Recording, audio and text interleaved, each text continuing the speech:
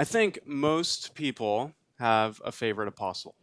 Some love Peter, some love John, and some of the more cynical Christians might love Thomas.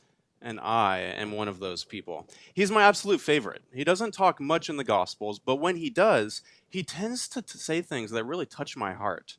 For example, in John chapter 11, Jesus and his disciples learn that one of Jesus' childhood friends, Lazarus, has died.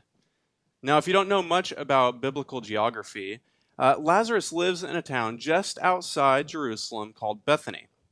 And typically, for somebody like Jesus, you wanted to avoid going near Jerusalem because it's largely considered the place where prophets go to die. And Jesus was considered a prophet by most. So if you put the two together, if Jesus goes to see Lazarus near Jerusalem, there's a strong chance that he's going to be put to death. And ultimately, Jesus tells his disciples that they must go see Lazarus because he needs to wake him from his sleep, which is kind of a cryptic thing to say when he's trying to say, I'm going to raise him from the dead. And so it says in John 11:16, so Thomas, called the twin, said to his fellow disciples, well, let us go that we may die with him. That sentence just makes me laugh. It's just so cynical. He's annoyed that Jesus wants to go to Jerusalem, but he reluctantly follows him there. But he's sure to get this little passive-aggressive thing in there along the way. And it seems like every single time Thomas is in the story, I tend to have a soft spot for him. And the reading from today is no different. It's a famous story, which Thomas got the infamous title, Doubting Thomas. This story is one of the few, and maybe even the only passages of Scripture that's repeated each and every year in our cycle of readings. And it's even read on the same Sunday each year, which is today, the first Sunday after Easter. The story itself makes for this to be the natural thing to do. The section of verses from John 20, which we read today, begins with what happened on the day that Jesus rose from the dead. So if we're talking about the story of Scripture as if it's overlaying our current day-to-day living, this means that we're looking back at last Sunday. This is where the story begins, on Easter Sunday. Remember, so much of the church calendar is intended for us to relive or re-dramatize the story of Christ. And so the story starts with the apostles hidden away in a house on the evening of Easter Sunday. They're probably scared and confused. They put so much of their lives into the last 3 years following and learning from this guy named Jesus. And just a week earlier, they came into Jerusalem in a triumphant fashion with the crowds cheering. But then, 5 days later, on Friday, so a few days ago, their thought to be Messiah was killed in a dramatic fashion on a cross. And it's well known by the apostles that followers of crucified men often find themselves in the path of their leader, which for them meant death. And this is where we find the apostles. It's in the evening, so the room is probably candle lit so that they can see each other and discuss what might have happened at Jesus' tomb. Because just 12 hours earlier, Mary came with the strange news that not only was Jesus' tomb empty, but that she also saw him alive. But if you were them, you wouldn't want to get your hopes up, because that's like kind of an outlandish story for Mary to be telling. So they wouldn't have had it too bright in the house, because they're nervous about drawing attention to themselves. But in this darkness, in this moment, Jesus comes in, he appears, and he says, "Peace be with you." And for those 10 disciples in the room that evening, nothing would ever be the same again. Jesus was alive. And as a result, all of creation had been thrusted into this new reality that Father Rob talked about last week. You can imagine the sheer ecstasy that they felt. But Thomas, for some reason, isn't in the room with them. And if you were one of the apostles, you'd probably wanted to find Thomas to tell him what happened. And so when they finally do tell Thomas, when they find him and tell him, he responds with one of the most incredulous things written in the Gospels. He says this about Jesus being alive: "Unless I see the mark of the nails in his hands, and unless I put my finger in the mark of the nail and my hand in his side, I will not believe." The disciple, commonly called the twin, now receives a new nickname, Doubting Thomas. And this is the story that we relive in our lectionary cycle year over year. I think this is purposeful, and I actually think the lectionary is helping us, if not teaching us, something about the Christian life. And that something is about the difficulty of the Christian faith. There is a struggle to Christianity.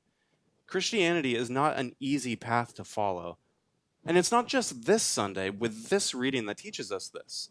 Another spot in the church calendar that teaches us about the struggle comes just 3 days after Christmas on December 28th. It's the day that we call Holy Innocents. You remember the story. Soon after Jesus' birth, Herod ordered the killing of children in the town of Bethlehem in an attempt to kill the Messiah that was rumored to have just been born. I wouldn't exactly call this the way to spread Christmas cheer.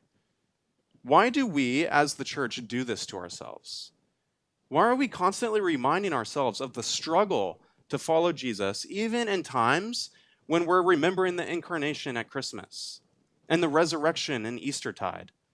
Aren't we supposed to be celebrating? I think it's because Scripture and the church has a truth that we constantly need to be reminded of. Christianity isn't for the faint of heart. Christianity is difficult. And that's why I'm so thankful for Thomas. Thomas embodies the difficulty of faith. Remember what he says, unless I see the mark of the nails in his hands and put my finger in the mark of the nails and my hand in his side, I will not believe. I think it's pretty easy to relate to Thomas here. It's an oddly appropriate response that we see from Thomas, especially given the spirit of our age. We need things verified. We need factual evidence. Unless it's proven true, people won't believe it. In 1664, the philosopher René Descartes wrote a book called Meditations on First Philosophy. It's my opinion that this book changed the Christian faith, but probably for the worst.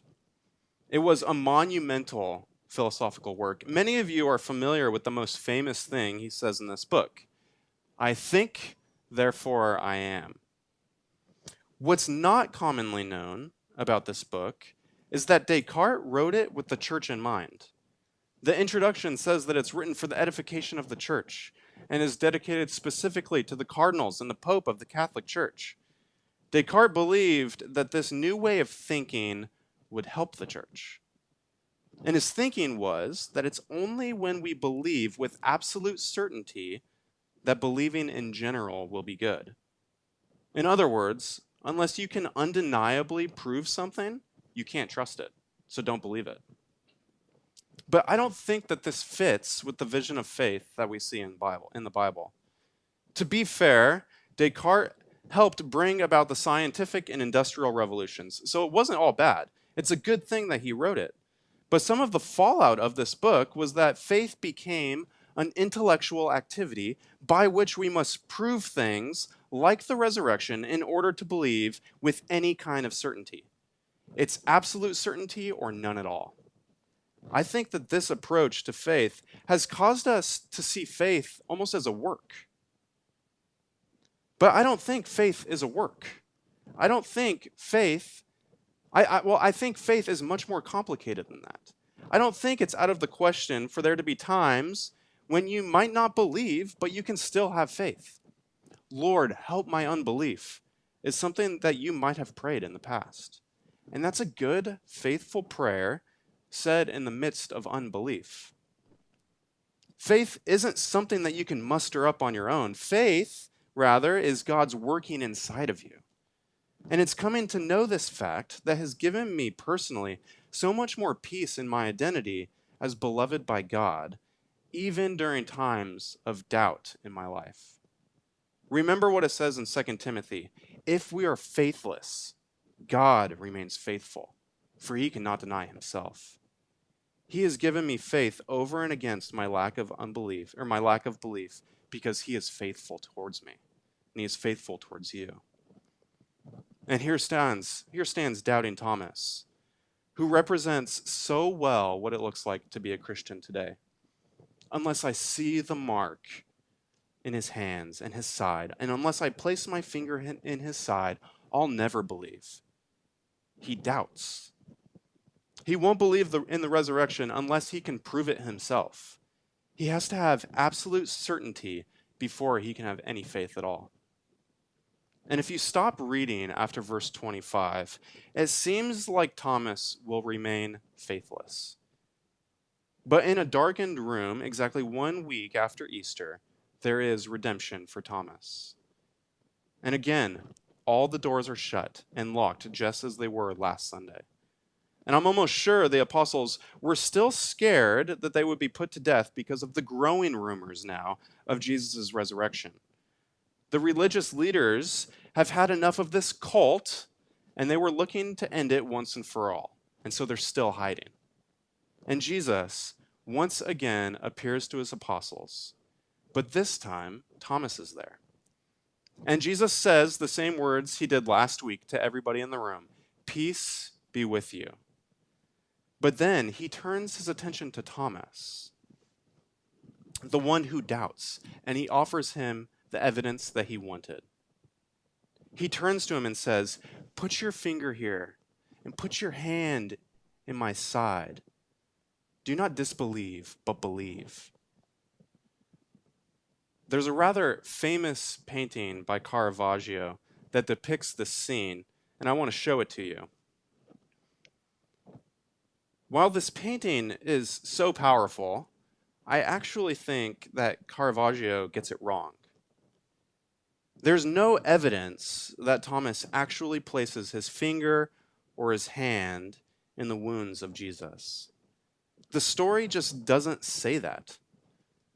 But rather, Thomas, almost as if he refuses to look at the wounds, utters what is considered the most heightened address given to Jesus in all 4 Gospels.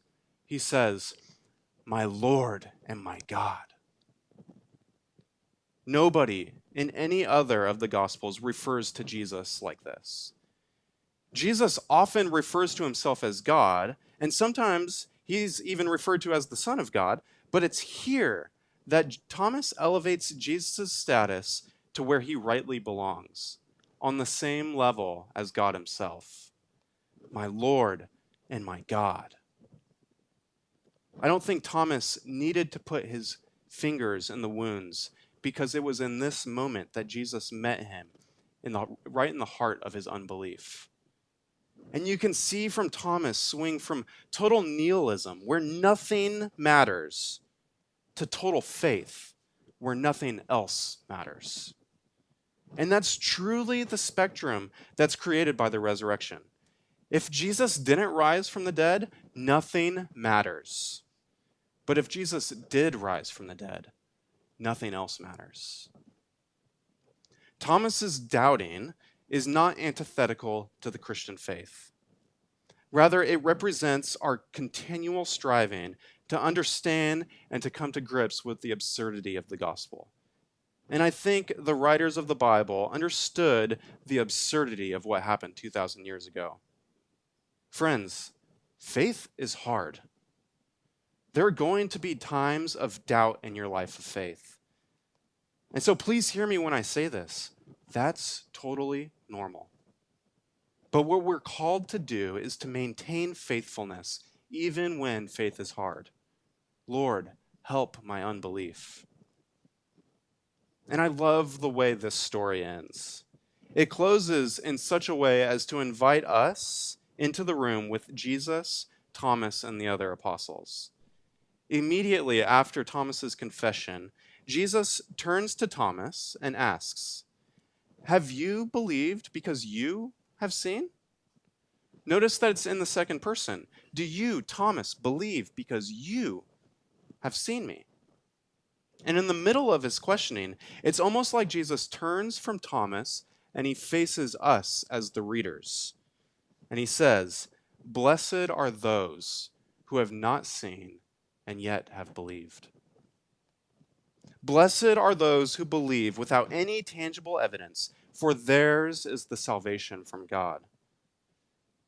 As far as I can tell, None of us are going to have a chance to place our fingers in the scars of Jesus on this side of heaven.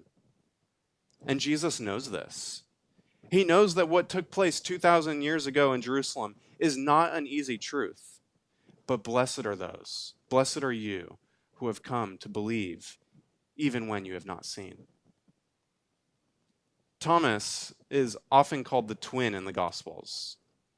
We aren't really sure who his twin might be. But rest assured, I think I know who his twin is. I think I am his twin. I think you might even be his twin. Doubt might not be a virtue, but doubt is a part of our reality. And the presence of both doubt in the midst of our faith puts more emphasis on God holding you up.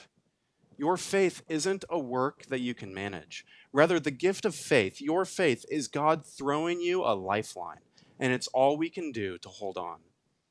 Blessed are you who have not seen yet still believe.